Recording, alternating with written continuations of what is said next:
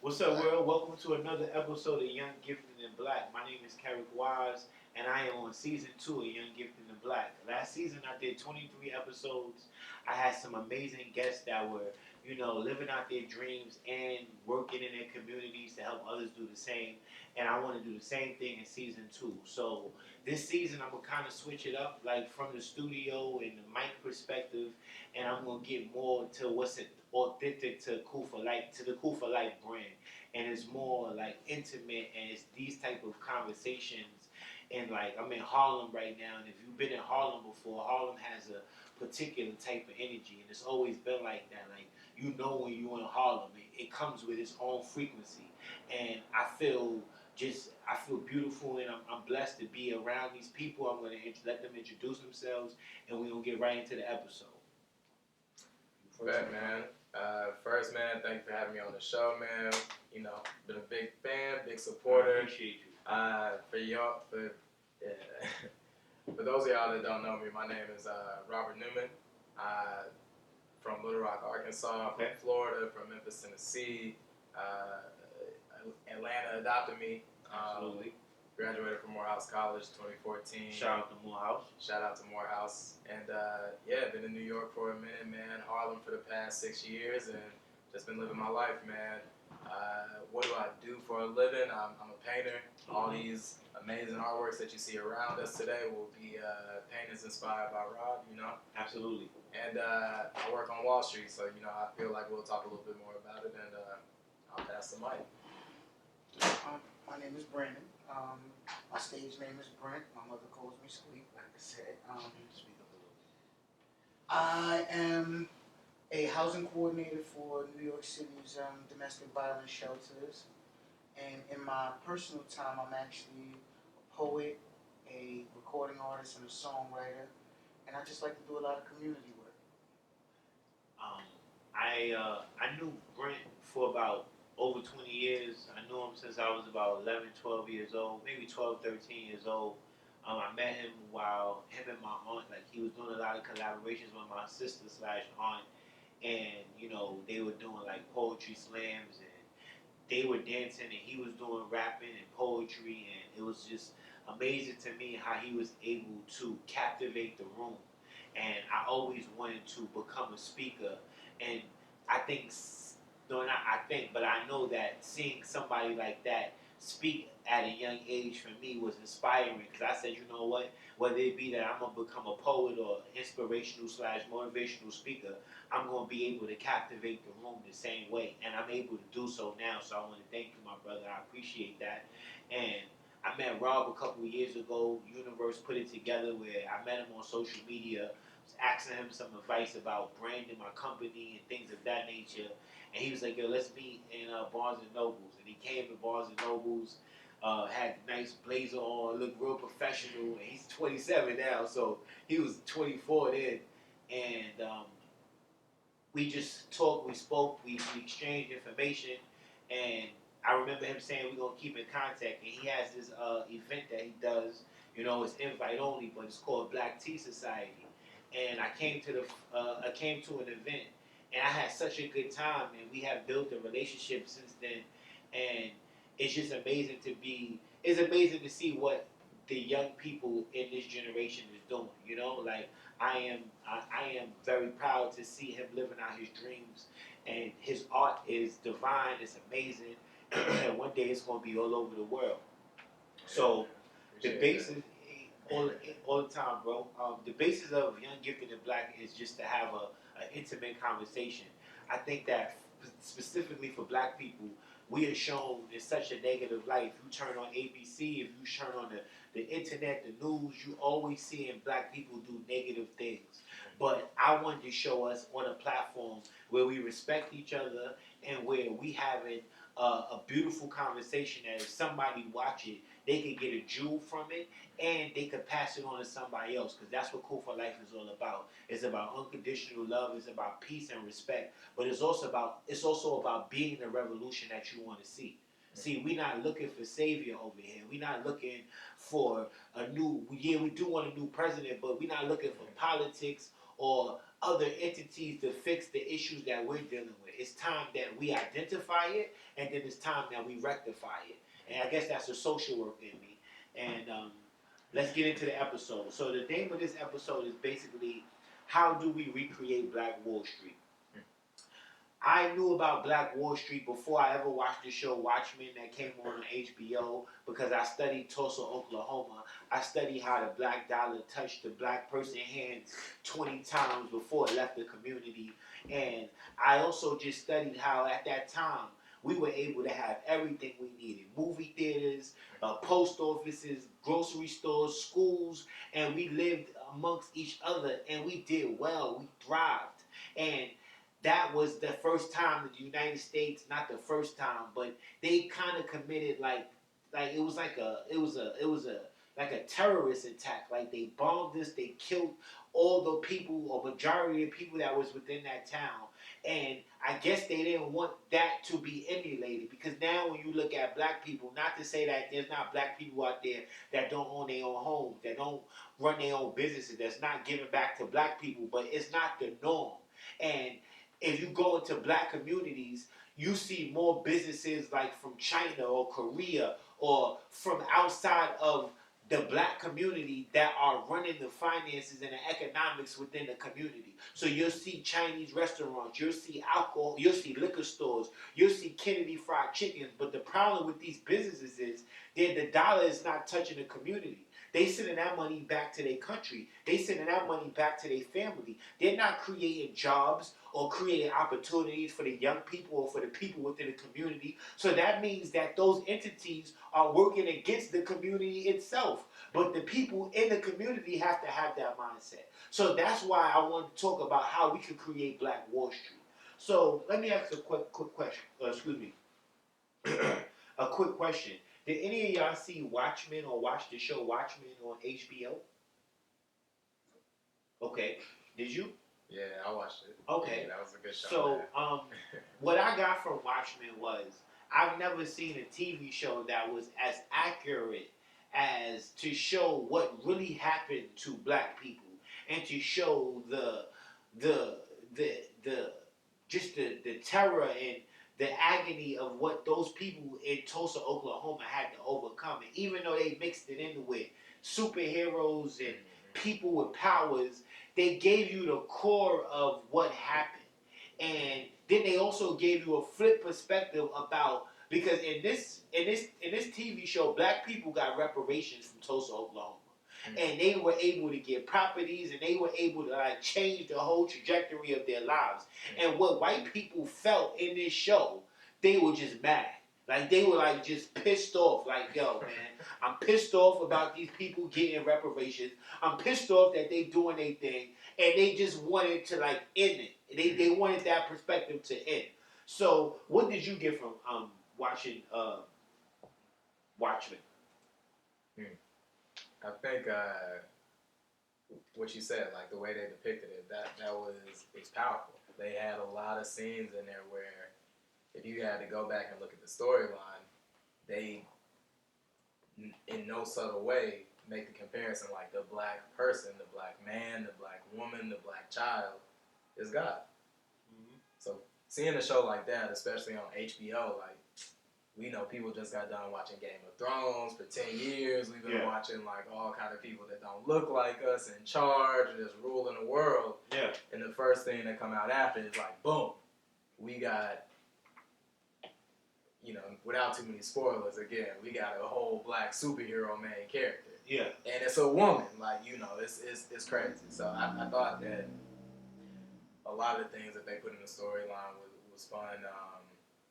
Very entertaining show, and like you said, the way that they put that art and that history in there together, like, it was powerful. It was amazing. And the one take I want you, the viewer, to get from this, if you ever watch Watchmen, the TV show, is that I heard that they're not going to come out with a season 2, right? And the reason why is because the writers really couldn't get along with what was happening, right? Because this oppressive system that we live in don't want black people to be woke in that sense where you feel like you can overtake the oppressor. And in this TV show, you had particular black people that for the last 100 years has just straight been fighting for oppression and to rid the world of everything that's like if kryptonite was Superman's if kryptonite was Superman's what am I trying to say? His weakness, um, white supremacy and all the things that has come from that is our kryptonite. But what's really black people's kryptonite is the thought that we bought into. The thought that we can't change our realities. The thought that we need to be saved. The thought that we are not 100% qualified to do whatever it is that we want to do. We got to get rid of that thought. One of my favorite quotes is the new illiterate of the 21st century are no longer people that can't read or write. The new illiterate are people that can't learn and unlearn. And when you think about black people and what's stopping us from being this great race that's just, making the world spin, it's we have learned so many bad habits that's hindering us. So we're more comfortable to kill each other, to disrespect each other, to walk over each other, instead of us getting rid of those bad habits and creating a space of unconditional love and respect and peace where we all work together, similar to what's happening in this room. One person in this podcast provided the space. Another person in this podcast provided the camera. Another person provided the content. Ask me how much I paid or they wanted to get paid. Zero. They wanted to give the energy because they had something to offer. That's how you get to a better place. You understand? But what's your take, not on Watchmen, but what's your take on Tulsa, Oklahoma? And and just compare that to the state of where you feel like we are right now. I studied Tulsa, Oklahoma for a while because Tulsa, Oklahoma was not isolated, even though it's one of the ones that they do kind of promote to everybody often, because there was one in Arkansas. There was also one in Durham, North Carolina. We were popping up all over the country and figuring out how to keep our wealth. What made Tulsa, Oklahoma so important was that 6 kids survived. And it took them almost 80 years to get when they were getting reparations, they were like 80 something and they were literally like getting it and dying like right after that. And they held that back from them for so long because they didn't want to admit that they participated. That it was a government action against the people because they saw that they making money that we can't get a part of, which was also the part of the precursor to them demanding integration. And us sharing our money with them because they were like, well, we let them go from slavery. Those are the people with the skills. So those are the people who gets the jobs, which is why they also made white labor unions to keep us from getting jobs because who had the skills? You never worked anywhere, so you didn't know how to do it. But now y'all making money. Y'all dressing nice. Y'all keeping y'all money. Y'all buying the cars. Y'all buying the houses. Y'all are owning the land. We already created laws that say you can't pass your wealth down to your children because a lot of people don't realize that in America too. Like I think until like 1940 or something like that, black people were not allowed to pass their wealth down. So if you died and you had this land, it just went to whoever else could take it, which wasn't someone from your family. So all of these things are still very much the same, even to the point where we're generating the wealth.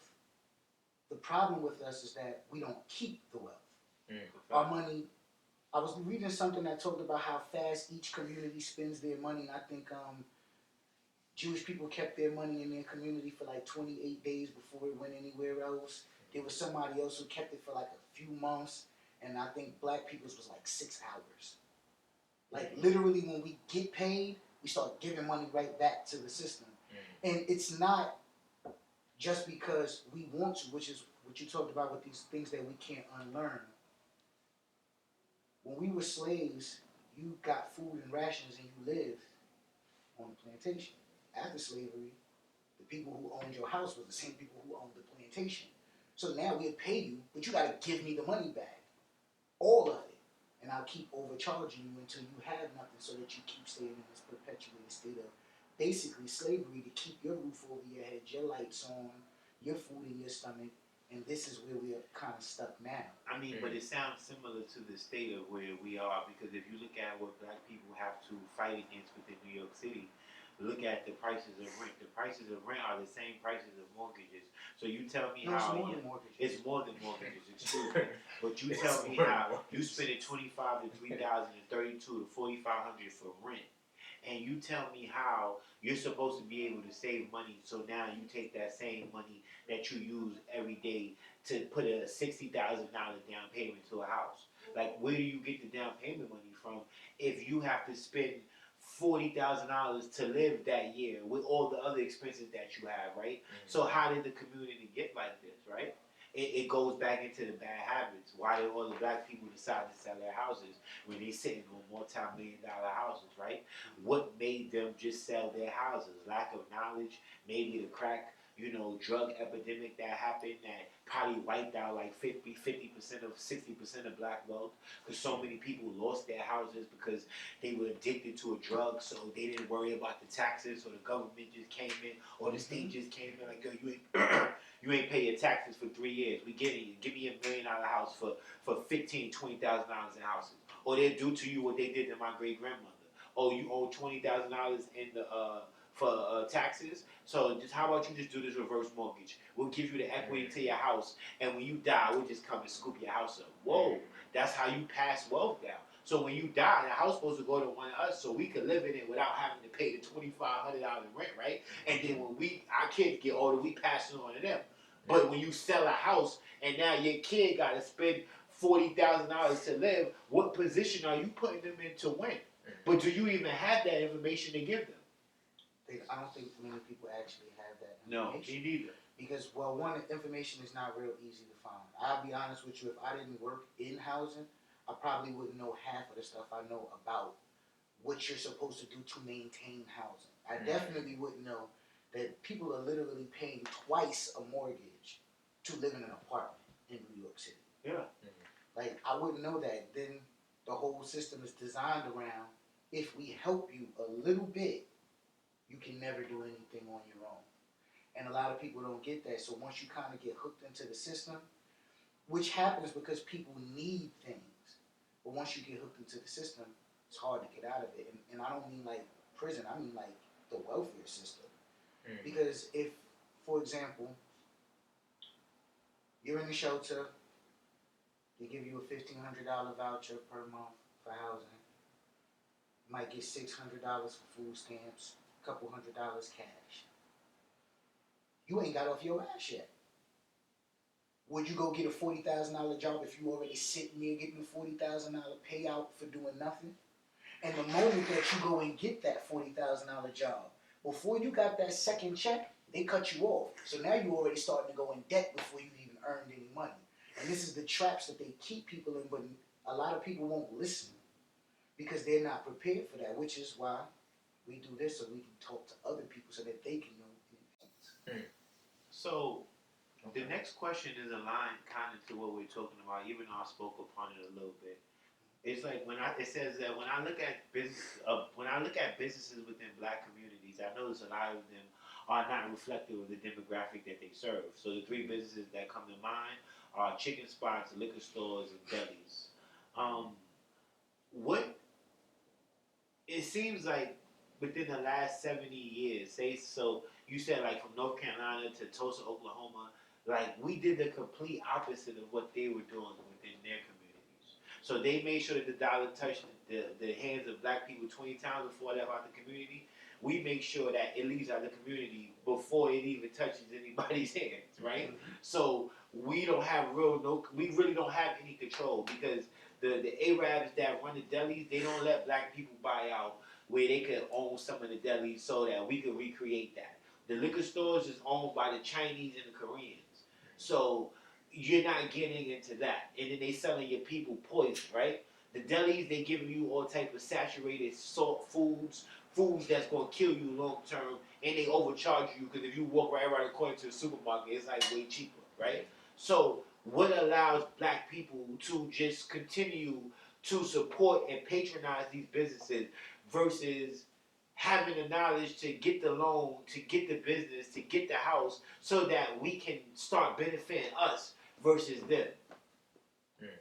The system, when I say them. I think it's the comfort of ease.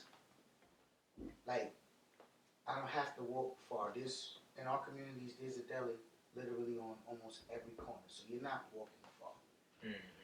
They sporadically place or sparsely place the supermarkets. So what is your closest thing? It's the Chinese restaurant or the corner store or the Oh chicken yeah, I place. forgot about the Chinese restaurant. The Chinese restaurant, the corner store, or that place. None of them serving you mostly anything healthy. But that's where it's the easiest to get to. And we just got comfortable being caught in that ease. And I also think that, I don't like to blame everything on racism, but I believe that also is part of racism when we weren't allowed to travel from town to town, space to space. You go 10 blocks over to the wrong neighborhood, you might end up dead. So now you don't walk 10 blocks over. And then our communities also now have the nigger aspect of it. So now it's, do you really want to send your 10-year-old, 12-year-old 3 extra blocks over because you don't know what niggas 2 blocks over is actually doing? Mm-hmm. What's your take on that, Rob? So, I mean, something kind of interesting that, like, both of y'all mentioned that was going on then versus now in terms of, like, the black dollar touching the amount of hands. Then racism said, like, we don't want y'all to touch us at all, right? So the black dollar has to stay within the community out of necessity. If I want to eat at all, there has to be a black grocery store because these white people will, at the time, let them starve first. Like, if I want to get my hair cut, I'm not touching, like, black people hair because, you know, my hands might fall off or whatever, you know, myths they was telling people. So there had to be black beauty salons and barbershops. Like, the thing that's crazy the whole time, like, Madam C.J. Walker became the first millionaire so easily because it was a hole in the market. There was no person in America that was like, I need to be serving the people that want to look good, not just the people that look like me. And she said, oh, they look like me and want to look good. And I'm the only person that know how to make the stuff for them, right? We mentioned already, as soon as they saw, like, y'all making money over there, we don't like it, with the Black Wall Street concept, they moved that system across the country, neighborhood to neighborhood. They said, okay, we wanted it to be profitable before, like having them on the fields. We got to switch it up. Now we're going to do it as a sharecroppers. Okay, now they get their own money, their own neighborhoods. Now we got to switch it up and take the neighborhoods. Mm-hmm. Now we getting into the other part of the situation where we saying gentrification, where they left and they came back because now they like, all right, they doing something again over there where we need that land versus this land. They keep making, and I'm saying they, like, you know, whatever, whoever the they is for you. The system keeps evolving in a way that I feel like black people have been trying their best to keep up with. We've been fighting valiantly, like we've made all the progress, and we still got like them big strides to make. Because again, without us having that knowledge for like the mortgages and stuff, without us having the knowledge for like who's actually owning the business and what that's actually doing to the business, like the whole appreciation for the system, right? It's easy for us to know like the day-to-day survival tactics of money. But when you start telling somebody like, I gotta patronize a black business because the black business gonna like support black educational institutions, black religious institutions, it's gonna like start sending kids to different businesses and different shops, and then they gonna send it back to the system. It's gonna, that virtuous cycle, until people like get the whole thing, they don't have no reason to change. A lot of the races that you was talking about, I don't want to say races, but different ethnicities, cultures that come in and make those types of what we'll call like them exploitative businesses, like a Chinese restaurant in a black neighborhood. It's not that they are, you know, trying to attack us necessarily. Generally, they come over here and like in their cultural values say that, okay, this is how we're going to spend our money. They got the Chinese spot because the person passed it to them. They sent one person over there with 10 people money. And after that, one person got the thing, they said, you know what you were supposed to do. Other cultures come over here with a like understanding of America from the outside. That's one thing I don't think we appreciate as a black community either. From everybody else in the world, the only America they know is the land of the free, the land of the brave, the land of the bold. So when they come over here, they come with that law of attraction mindset of, I'm coming to make money. I'm coming here to like be capitalist. I'm coming here to make opportunities for my people. I'm leaving from wherever I was at because this is the land of the promise. For black people that was born and raised in the soil and the toil, like, it's different for us. It's different, like, fighting every century, like, every single decade, like, every 5 years on some, like, they got a phrase on Wall Street, like, when Wall Street get the cold, Harlem get the flu. Harlem get pneumonia. Yeah. Because every single time, like, the gains that we get is just more sensitive to all this other stuff because the systems are set up. So it's like we keep rebuilding. Every time you say they take great grandma's house, it might have took great grandma 100 years to do it, but because it took her the 100 years, the system done evolved, and they're gonna make sure it take you too. Yeah. The game done already up. I agree with everything that you're saying, and I mean, here's the thing, right? The way I think now is that it doesn't matter how many oppressive systems exist. It doesn't matter what white supremacy represents. It doesn't matter how many people want to see you lose. As long as you understand who you are, and what you're capable of, that you can succeed in any type of circumstance. But you also have to understand that, like, there are outliers. There are people that's gonna push through the worst type of adversity, and you're gonna be able to use them as a precedent. Like, this person made it through. But for the masses, they're not necessarily gonna have those same outcomes, right? So the way the system works or the country might work, they don't really care if you black, Chinese, white, blue. They want you to spend the money the same. They want you to make the same mistakes because it all goes into what works and what keeps order.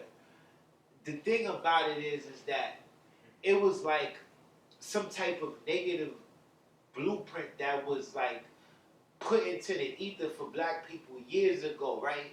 And it was like they put like it's like how computers have algorithms. They put like a negative algorithm on black people in the real world. So no matter if you in workforce, if you in the basketball, NBA, if you in college, if you in graffiti art, if you in whatever you is, you gonna run through that algorithm. Like, oh damn, yo, why they trying to screw me over, yo, the white man? But it ain't really that. It's that they gotta convince you that you are not who you think you are.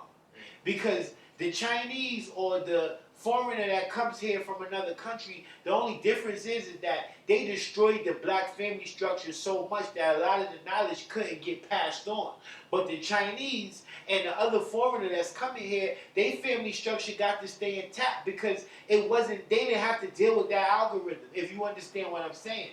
So slavery and Jim Crow and getting the whole world to look at black people as if they were inferior, that lasted, and it kind of evolved like that movie Avengers, like Hydra. Like you cut off one head, like Martin and Malcolm and Marcus Garvey and Irene Morgans, the Rosa Parks, the Freedom Riders, they came and they cut the head off so that things could get better. But once they got killed and exploited and shoved under the ground, 3 other heads just grew. And the people that was fighting didn't have the same equipment or the same knowledge because the people that died or wasn't able to pass the information on.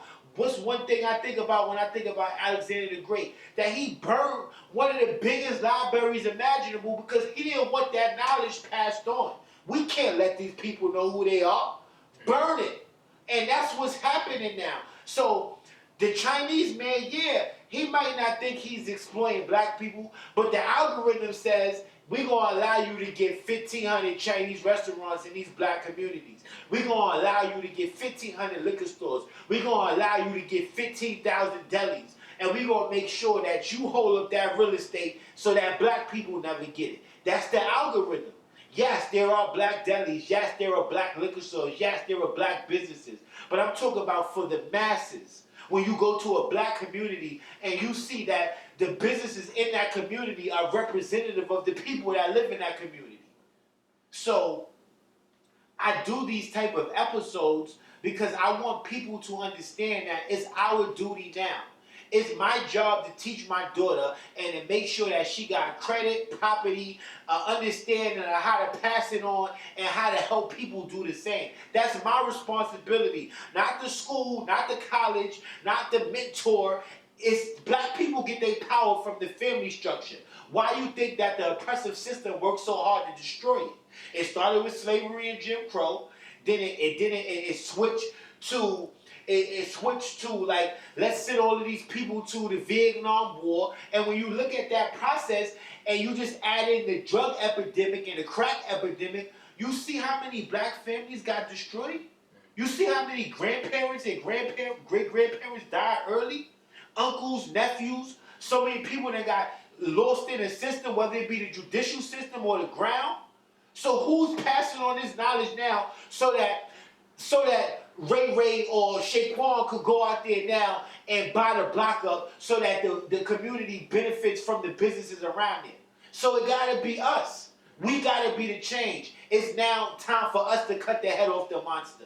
But we gotta make sure when we cut the head off that the monster ain't gonna keep coming back to kill our kids.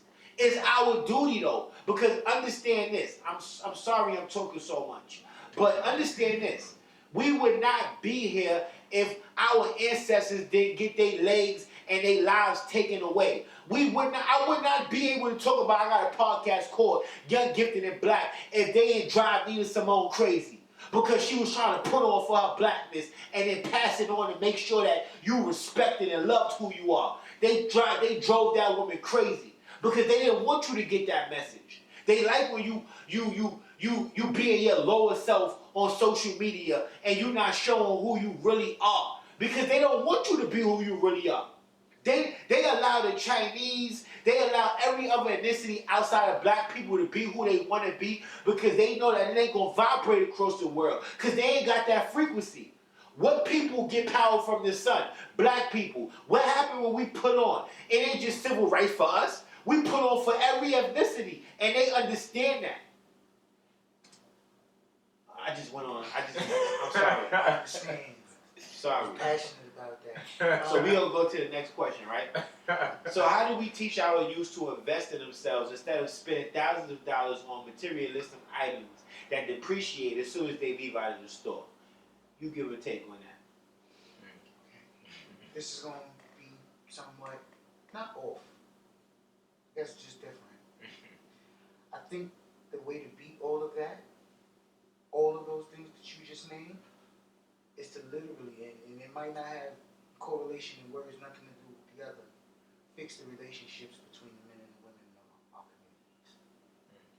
That's amazing. So that because we can't create a collective, we can't have a collective community unless we can build collective households. That's a fact. And something I realized when we talked about it a little bit before the show, with the relationship with my mother, my father, myself, and my brothers, is my father hustled, but he didn't really buy us a lot of stuff growing up. And I didn't understand that. Like you out there all night and I can't get some Nikes in a freestyle light. Like it doesn't make sense. That's a fact. Yeah. But I never went to school in the neighborhood that I grew up in. Every summer I went somewhere. So the money was being spent on some other things. And I think what happened was, I love sneakers and stuff like that. Most of my clothes is cheap because I know where to go get all the cheap stuff at. Because I learned that stuff wasn't important. And part of learning that wasn't important was watching the relationship between them because I realized that commitment was more important. Their commitment to making sure that we had a roof over our head. Not making sure that we had the best clothes, but that we had clothes on our back. Like I said earlier, my father, in some ways I thought he miseducated me. But my understanding of money and how to save it and why it will be necessary in the future to go forward is because of what he taught me. So it was like, okay, no. I used to go through stuff with my father like, Daddy, I want the 180 Air Max, like the joint, the hot tops. My father wouldn't get them. He'd be like, yo, listen, I can get you half. And I used to be looking like, half? I'm 12. Where am I get the other half from? Now I go and work and Associated packing bags, and I earn my money, and now I'm standing in the store going, do I want to give them all of my $90? I don't, because I sweated for this. I missed the parties, I missed the block party, I missed the thotties. No, I'm not going to give y'all my money back. I'm going to have this. And I think that was because of what was being taught to me as far as understanding what was important, what was going to be important for the future, and that commitment that I saw. Yeah. I think that's going to help us. I mean, I agree with everything that you said. It's about, I went to school, I have three degrees in social work and human services.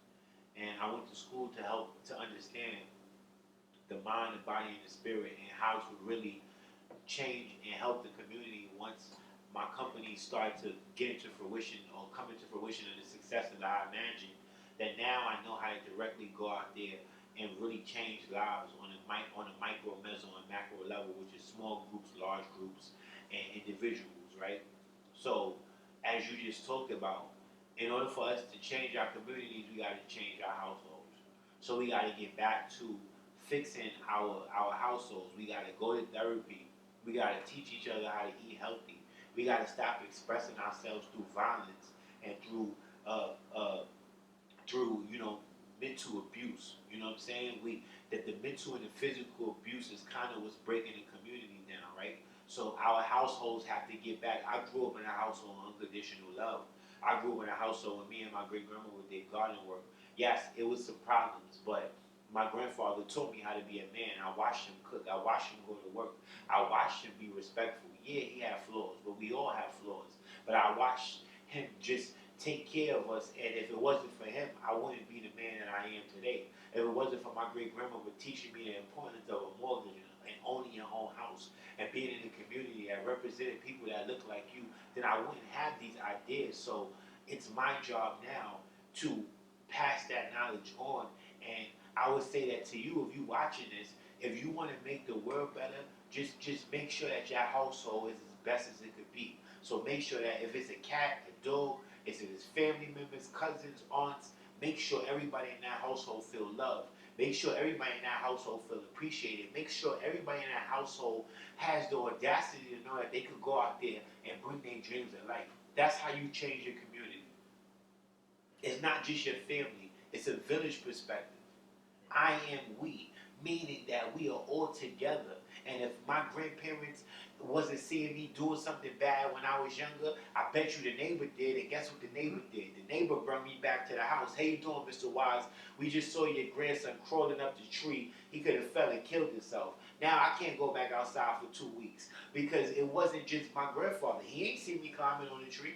But the neighbor did, so they worked together because the neighbor knew that you might see my child doing something. I don't want you to just act like you don't see. You understand what I'm saying? So what's your take on that? Man, listening to y'all, I got kind of two takes on it, right? So like, I'm gonna give y'all the take from like Robert on Wall Street, and then the take from like Robert the artist, right? Which one? Y'all care for which one first? Whatever you feel comfortable with. All right, man. So since we're in the studio, man, let me give y'all the artist one, right? I mean, you ask like, how do we teach the kids how to like invest in themselves as opposed to like the material, right? From a very artsy fartsy, man, I paint on canvases. And at the end of the day, like, it's very obvious that the most important thing for me to work on is the technique, right? Is the vision, the inspiration, everything that goes into it, as opposed to the materials, the paint, the canvas. Like eventually, I might make a little bit of money, I might spend a little extra, somebody asks for a special project, and I'll put that, put that sauce on that joint, but at the end of the day, it don't really change the value and the outcome, the materials, right? It's all about that process. Because if I would have had all the right materials in the beginning of the process, when I didn't know how to paint or do anything, the painting wouldn't have came out and been $1,000, it would have been a pile of shit. Absolutely. But if you give me an artist now that's not had the experience and actually had the invested time in the right spot, no matter what materials you give me, like the output gonna be great, right? Absolutely. So I think like just having that mindset of like knowing where to invest in the first place is always gonna be important. And I think like that second part of the artist answer is like giving them a way to create. Like I think that's one of the most powerful things you could really like pass down to somebody's child, somebody's youth, like a friend, fucking anybody, I got this mantra that I live by called, it said, create like a god, command like a king, and work like a slave. That first one on there always is gonna be like, create like a god. Like, we are very intelligent, divinely inspired beings. So we think of something should be able to come to fruition.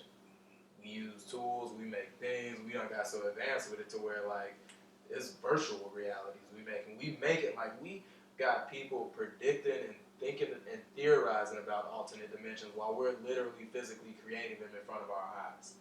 Not really. So that's too meta. No. All right, hold on.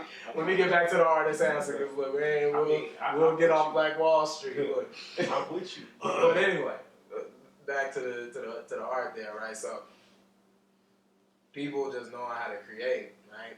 All of our stories, because I ain't even tell you how the story about my dad and all this, but the same situation. Like my man's taught me how to work. I'm asking him for like $5. He look in his wallet, and I swear to God, like one Father's Day, me and my older sister gave him $2 because he used to always say to us, "All I got is $2." And he say, "Next time you ask, you better have $4." The way you hold on to $2, but he just opened his wallet, he rubbed the $2 together and walk away. But he outside mowing the lawn or like painting the house. He say, "You want to come help?" I very quickly learned to say yeah, because after I finish helping, he say, "All right, here, there go a 20, there go a 50, there go a little something," right? I grew up around a lot of creatives, man. My grandmother was creative, and maybe a story towards the end, but like that's where I got like my start. She lived in Tulsa for the past like maybe 40 or 50 years. So my first art and business venture was a little something on Black Wall Street. Absolutely. Ironically enough. Yeah, man, it's like growing up, instead of me just having all this energy running around and like probably causing her trouble, she was like, "Sit down, let me show you how to use your hands on something. Absolutely. Let me show you how to think of something and make it real." And from that artist perspective, like knowing that the thought process was more important than the hand process, I just started knowing inherently, like I gotta invest in myself. I gotta invest in these things that's gonna get me the other side of it easily, right? Absolutely. Let me take a step back.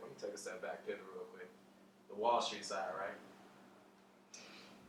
It's like, we call it the cash flow quadrant. You got the for personal finance, right? The cash flow quadrant says it's 4 different, if you could imagine like a cross, right? 4 different areas where most people earn their money. And I say most, I mean all, right? 4 big basic categories. The first one that we know, especially as a black community, given our history, is like the worker class. That's where cash flow comes from. It means you trade in time for money. Yeah. You go in an office, you punch in the clock, you say, "Look, I'll give y'all 8 hours of my life. I need y'all to give me however much that's worth." Yeah. And you know, you can weave in that artist answer and say maybe you get a little bit better at it, they pay you a little bit more, but we'll come back to that. But that's what it is. Time for money, man. I work for somebody else. You move down, if that one was in the top left-hand corner, you move down, you got entrepreneur. Now, this is the part where black people got too. Because again, we good at the worker part given the history of the country. You get down to the entrepreneur and people say, that's where the sexy part is, right? That's where I'm liking it. That's where I'm like moving it. Not entrepreneur per se. Let me take it, reframe it. That's where the self-employed person is. A lot of black people out here saying entrepreneur, and what they really mean is self-employed. What we put in this category is a lot of freelance people, people that at the end of the day are still doing time for money. Yeah. So if you don't show up to work, you don't get paid. Yeah.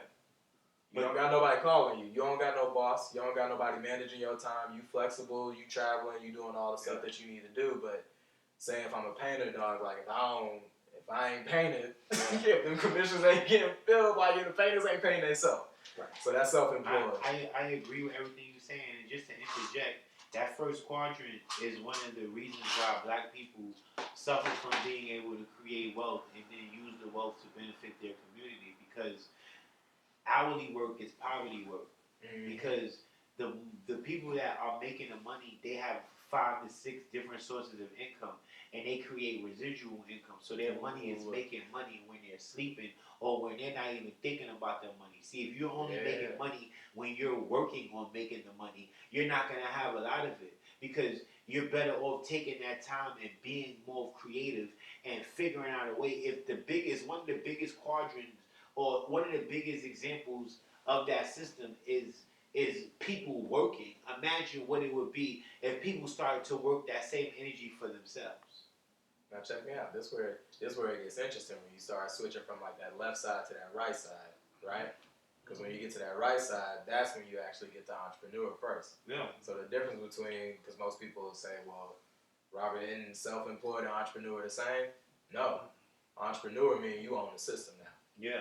You figured out, like, all right, if you cut the grass diagonal instead of straight and you use this lawnmower, y'all gonna get it done a lot faster. Yeah. Now pay me for showing you how to do it, and then I pay y'all for going to get the clients. Yeah. So you just out here like whatever you do, your one bit of effort, it get leveraged up. Because now you're gonna taught somebody else. Wait. We gonna cross back over to the art side. You're gonna taught somebody else how to create. Okay. You're gonna gave them something that was so easy to do. They repeated, and all of a sudden you getting a little value off that. Then that last one, this is where we start getting the 9-figure, 10-figure Jeff Bezos level folks, right? When you start learning how to invest. When you say, like, look, man, I'm doing whatever all my system. Look, you can live in more than one quadrant, too. Like, I'm employed in a few places. I'm self-employed in a few places. And I own some businesses in a few. Like, it's coming from, we talked about streams of revenue. We can talk about that later, too. But that last one is invest. You say, I got enough coming in to where, look, all this guy over here needs is my help. Okay. He just needs some resources. Because he got everything else, but the person behind him to have that support. The reason why I went through all of that long-winded ass answer when you said, like, how do we teach the kids, like, how to invest in themselves instead of materialistic things? When you understand that, one, don't no money come from anywhere outside of them 4 quadrants. Yeah.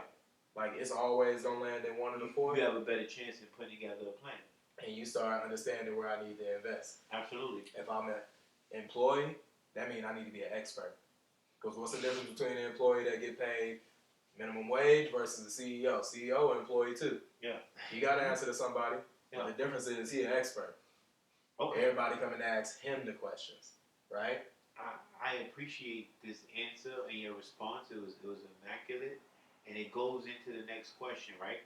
Before we can build black wealth, black people have to change their mindset. What does that statement mean to you? I want you to start a little bit, B. Before you go, I would just say that if you think about success, and if you want, for me, I think about success. My grandma made me do garden work when I was younger. So like we did gardens, we planted collard greens and cucumbers and tomatoes and cabbage, and like we did it every summer. We had the garden and turn the dirt over. We planted the rows ourselves. We put the scarecrows up, and every summer, at the end of the summer, we had a harvest. And that taught me how to manifest, but that also taught me how to work on something until you made it into something, right? And when I think about success, it's about having a particular mindset, right? So if a garden was in a mind frame of success, then the soil would be what you do every day, like what you put your energy into, what type of mindset you have. It doesn't matter your circumstances. It doesn't matter if you're in a broken family structure. It doesn't matter if you live in a hood. It doesn't matter if nobody in your family went to school. Stop focusing on or looking at what's not working. Think above all of that and only focus on having the mindset of a successful individual.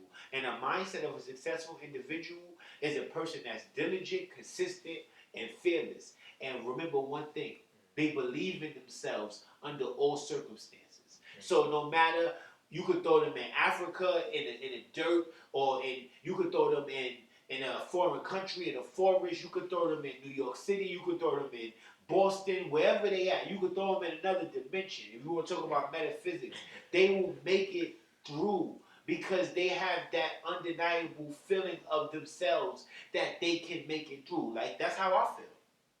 I have a mindset of success. So I don't focus on how the adversity knocked me off my feet. I focus on how I got up and I did something with it. So I ask you, what does that mean to you? What does that statement mean to you? I think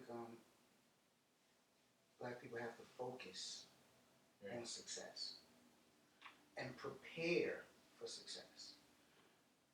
Many of the people that I run into are not really prepared for success. Like they are prepared to take the road for the longest time ever, but they're not prepared to meet success. What if success met you in 10 steps rather than 2 miles? And then when that 10 steps comes, it's like, I don't know what to do to go forward because I wasn't prepared. I thought I was going to be traveling this road forever.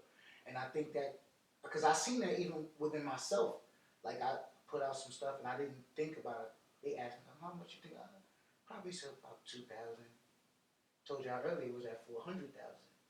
When it got past the 2,000, I didn't know what to do because I didn't plan for it to go past the 2,000. So I was stuck in that, like, yo, I have to figure out how to meet success where it is while I'm going towards it. Yeah. So if it pop up anywhere on the road, I'm ready to deal with it when it gets to me. And a lot of us don't really do that because I think the fear of it. How do I say this? We get comfortable with the fear. Okay. We get comfortable with being in the fearful place and not the settled place.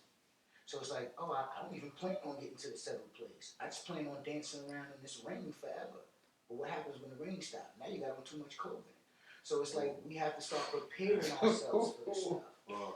And that's what I think the mindset needs to be. What is your goal? Now stay focused on your goal rather than the road to your goal. Because you already know that we already know that adversity is going to come up. We already know that obstacles are going to come up. Is it going to stop you from your goal? And then what happens is people don't continuously stay on the goal. They keep thinking about the obstacle. Oh, when I get to this point, it's going to be this. Stay focused on the goal so that when you get to that obstacle, you can just go, okay, well, I already know that I'm still going there. So let's figure out if I'm going under this stone, around this stone, over this stone, or straight through it. Absolutely. And I think that's where the mindset needs to be for us to. I appreciate that response. Do you want to add anything to that, my brother? Remind me of the question one more time, or the phrase. Before we can build black wealth, black people have to change their mindset. What does that statement mean to you? I mean, like when I hear, especially like after all the jewels we dropped, like in this conversation, man, it really just makes me kind of team with excitement, with anticipation, right? Yeah. Black people have dealt with like a lot. Yeah. Where should I begin? We just been dealing with stuff for so long. And I think time and time again, like shout out to Kobe for real, man. Like black people have shown that we will be undeniable. Like, period. Yeah. You know what I'm saying? Like it's never. There was a Nike commercial, man, where I knew. I mean, everybody I think probably got this moment where Kobe became they Kobe. Yeah. For me, it was during the commercial where my man's is playing the game like you do, hit the shot or miss the shot, whatever it was, and then all of a sudden they put the highlight on one fan and they was like, I hate you, Kobe. And he stopped and looked, and then the next person, your guts are terrible, blah, blah, blah. That's just insult after insult. He just does the highlights, and all of a sudden, he just started conducting the audience, right?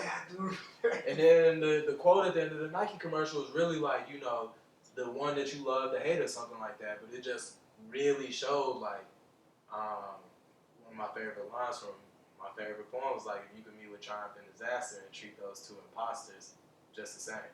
I think it's something about the preparedness, right? It's something about like being adaptable to that situation that you're in. I think with us, one of the reason I was bringing up like the anticipation factor is that I believe, especially as a painter, right? I believe in that concept like you can't be what you can't see. Yeah. And I think now I'm getting excited for like the black community because when we get that mindset of focus, when we start understanding and getting that information, like this is what Black Wall Street was, like this was Tulsa. Like I know for sure they've been telling y'all for like these years, there ain't nobody out here that looked like y'all, that ever did it like y'all, that y'all ain't supposed to be anything, and all of a sudden again, it's Black History Month on Instagram or Twitter. Like you start finding out some shit. Like I just found out that the woman who invented laser surgery or LASIK surgery for like your eyes is still alive and was black. That's a fact. Like black not even old. She just like listen. If the world was a canvas, black people are the paint that bring color to it. the next question is aligned to what you're talking about right now, and it is how do we prepare our youth to be able to create generational wealth instead of working for 30 years for a pension? And I have 3 degrees. I have an associate's, a bachelor's, and a master's, which is in social work. And I went to school not because I felt like it was going to help me get a better job or career, but I wanted the knowledge and the network. But the whole time, within the last 15 years, it's been in my mindset to create a business that creates uh, residual income that I could pass down to my kids because I understand the whole process of hourly work leads to poverty work because it's only but so many hours in the day, right? And you can't extend yourself, but then something is going to suffer, like your children or like your relationship or like your health. And that's why you get people that find their way to the riches and then have a heart attack. And then they never get to see their money. And then they didn't even put nothing in place so that the kids get to see their money. So it just go back into the ether, right? So if I had to answer that question, I would say that if we're gonna focus on making sure, like my goal is to make sure that if I had to work for 15, 20 years to create this wealth, that my daughter doesn't have to work for nothing. Like she just goes into the game with all the knowledge that I've attained. I pass that on so it can become wisdom. So now that she is able to create businesses and buy property and change the world and do philanthropy, and she provides that, and she has a head start. Like so, when she graduate, whatever school she go to, she ain't got to come out like, yo, how I'm gonna pay this $3,000 mortgage, or how I'm gonna get this job, and how I'm gonna make this money in this expensive town.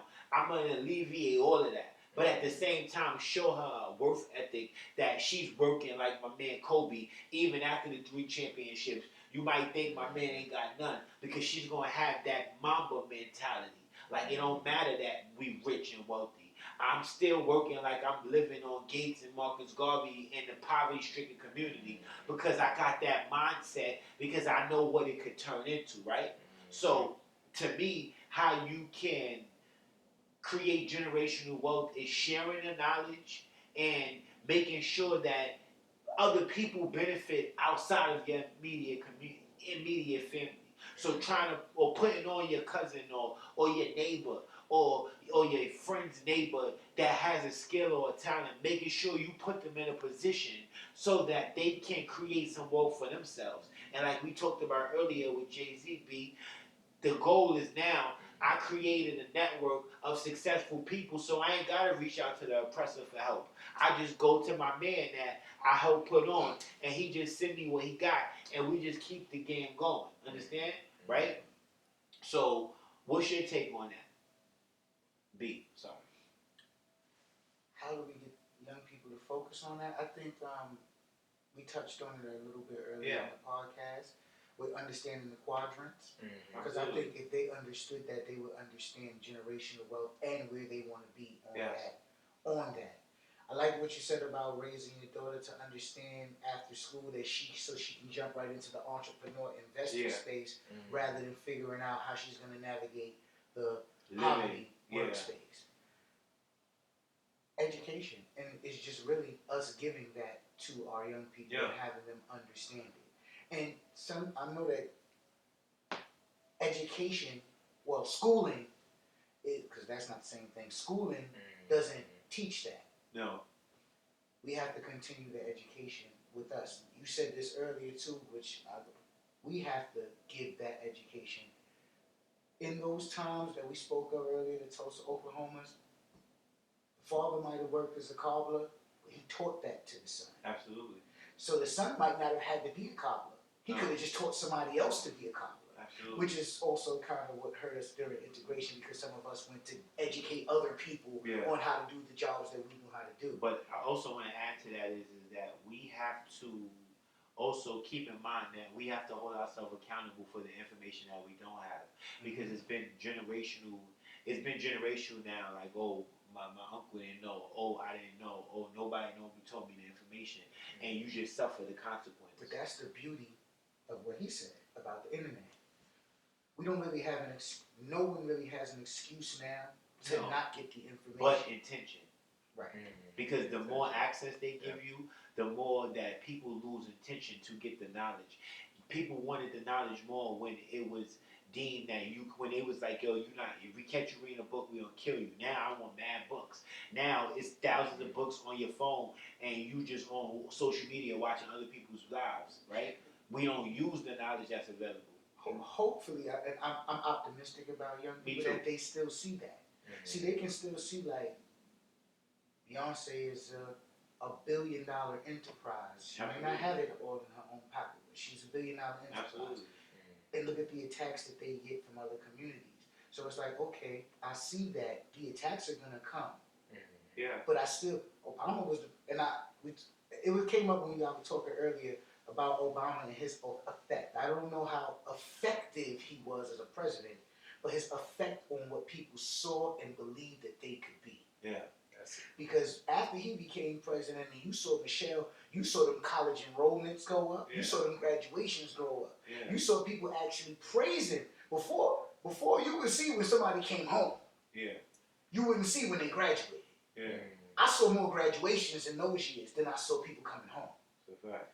Now some people still coming home and people celebrating that, Yeah. but they saw it so they believed that they could be it. And I think agree. that that's what happens with the internet. If they're watching, if they're seeing that this little girl that was walking around in Target last year is now $1 billion seller in, not $1 billion, $1 million seller in Target. It's like, wait, she ate? Yeah. And all she figured out was she wanted to make some cute shoelaces for her shoes. Yeah. I can do that because I have those ideas. Now, what else do I need to do to make this idea real? I agree. And I think it's just continuously implanting that you can do that, and the education, where that comes from, and then fostering that will of resiliency so that they don't just quit, because you're gonna face a lot of obstacles that other people that might be in the same race with you may not face. So it's creating that positive mindset, making sure that you're equipped to deal with whatever the universe may throw at you. And I thank you for that. I want you to give a quick take. We got a few more minutes. And how I want to end is how we normally end when you on the show. Do a quick little joint, whatever you got on top of your head. Yeah. But I want you to answer that question. When you ask like how I think we start teaching the youth like this whole generational wealth, I'm gonna answer in 3 sets of threes. Okay. Right? So the first one I already gave y'all the mantra: create like a god, command like a king, work like a slave. That's the one for me that kind of takes it just always an answer across the board, because we already talked about the creation, like creating value, creating businesses, creating communities, creating that mindset of just positivity and growth, right? The command like a king part, I think it's a little nuance in there, but I like it because you just gotta have like that regalness about you. Yeah. You gotta be okay with standing up and saying, "Look, I'm proud, I'm loyal. You know, these are my family, these are my people, this is my kingdom." Like, it's okay to defend your own, but then that last one in there, like work like a slave, dog. No matter where you are, what you're doing, like, you know, stay persistent, stay humble, stay grinding on it. That's the first set of threes. Second set of threes is, look, man. From a generational wealth standpoint, our community got this interesting thing where we understand that you got to pass the money down, but we all said these things, and I'm summing them up, right? You got to pass down generational wealth. You got to have the money, man. You got to work hard. You got to be able to give your family like some kind of leg up, whether it's $10, $15, $1,000, the more the merrier, but like not being able to just die with nothing, like being able to get them a leg up. The second one is that generational networks. Like, if you keep to yourself, like, that's all cool, but how does that help my mans? Because, like, I may not be here. Your uncle was watching you, your dad, your grandpa, like, all of them folks, it was like, it's a village mindset. Yeah. Our counterparts usually can call, like, they dad, they uncle, they mom, yo, let me get $1 million to start this business. But black people, it's like, I could only call, like, my 5 folks for 5,000. And then after that 5,000 gone, because the first business your first 3 usually fail. Who I ain't got nobody else to call because mama and daddy didn't socialize the same way that they did. So it's that negative stuff that we learn, because, not to cut you off, but to add to what you're saying, Warren Buffett, in the process of him starting out with penny stocks, he went to his family and asked everybody in the room to give him their pension, and they gave it to him. And we see where Warren Buffett is at now. But if you take that mindset, I don't think people in my family would give me $1,000 for the business, let alone their pension. They'd be like, yo, you bugging. But in all reality, I'm going to create generational wealth or cool for life. So that would be a hell of an investment because I could probably give you back your picture within a couple of years, and it would be 5, 6 times triple. And I'm not playing with your money like the people that's giving you the pension is. Yeah. But you're looking at me based on what you taught. Like, yo, Carrick is bugging. Yo, he just asked me for my pension, all this work I'm doing. Yo, go out there and get it on your own. But they don't get what you just said, that the people that's creating the wealth is going to their family like, yo, dad, yo, mom, yo, uncle, yo, I got this crazy business, it's doing well. You could lend me 100,000, and they be like, yo, sure, drove the business plan, here's 100,000.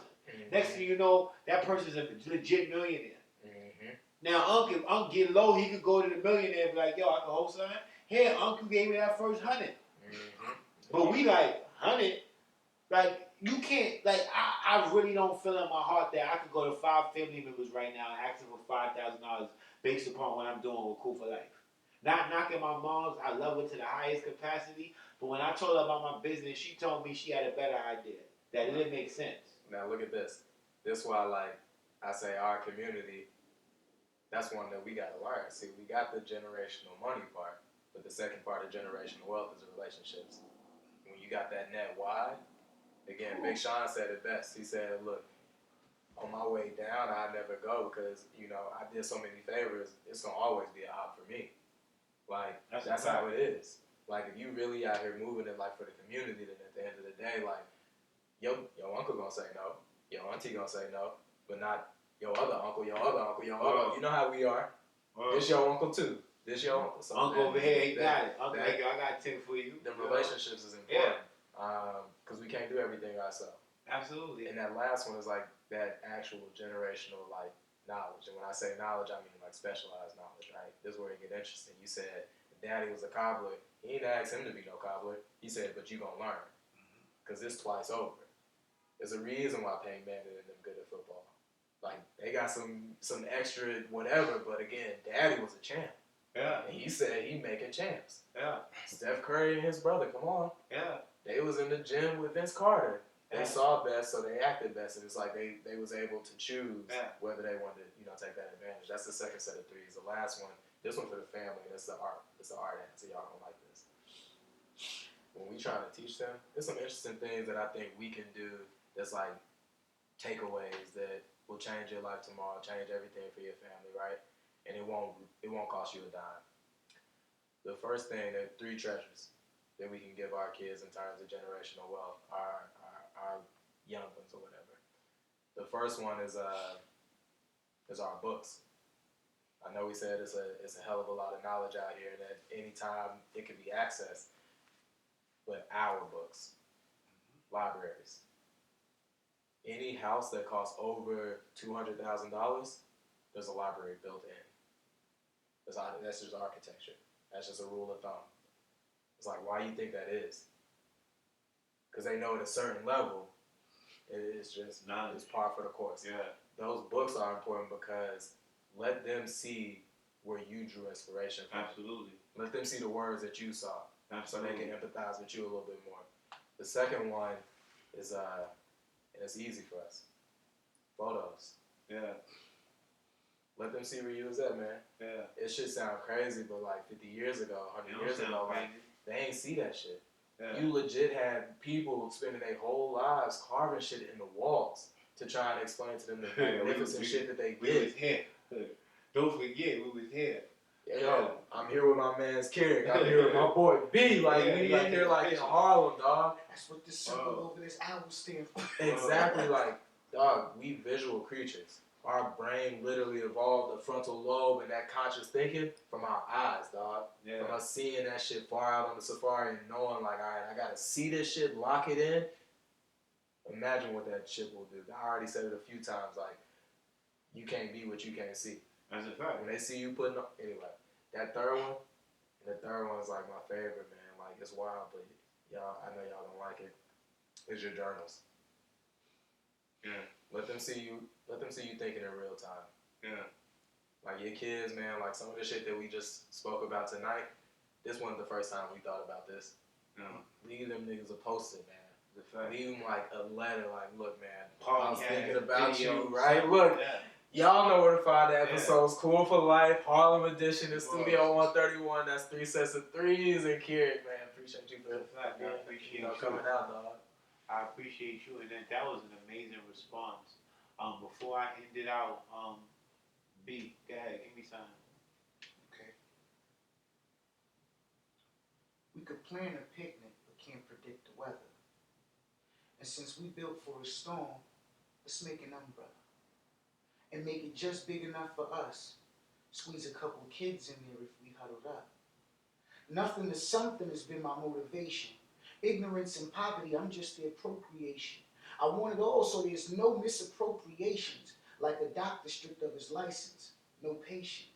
I had a deep thought when I was sitting getting high. If death is imminent, am I really risking my life? If all I have to lose in this life is the life, if for every breath in which I fight.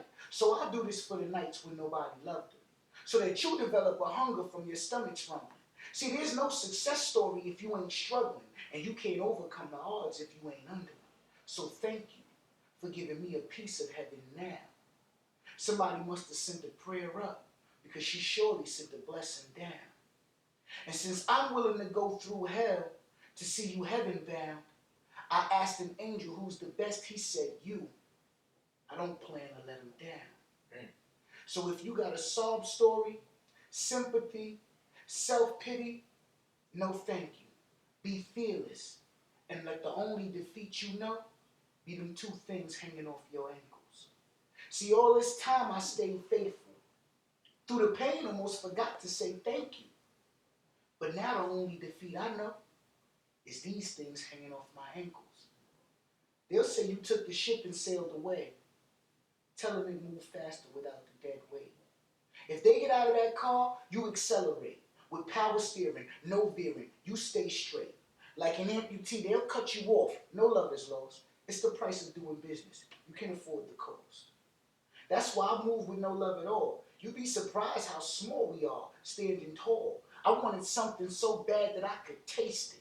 Look to the stands for the fans and they were vacant. Devil on my back saying that I couldn't make it. Angel whispered in my ear, take it. I never felt more alive than riding shotgun in that Q45 top speed down Morningside. Windwich in my pocket had the fiends forming lines. I was out there on the grind morning time to morning time. I should have stayed in college. I might have been a teacher. Paid attention in church. I might have been a preacher. My jump shot would have never got me out the bleachers. So I focused on being a prolific speaker. My mind filled with elegant entendre, trying to make $1 million off of mantras for mobsters. I'm not a gangster. The homies won't front for me. I'm just a nerd tough enough to keep his lunch money. Dreams in the stratosphere of being serious. So far from the shofar, I wasn't hearing it. I crashed back in the earth, and then it hit. Take this life serious. Thank you. Woo!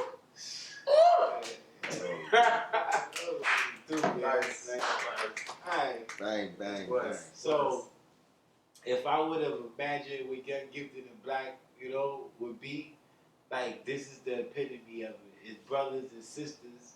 It's people connecting in the highest way through unconditional love, peace, and respect.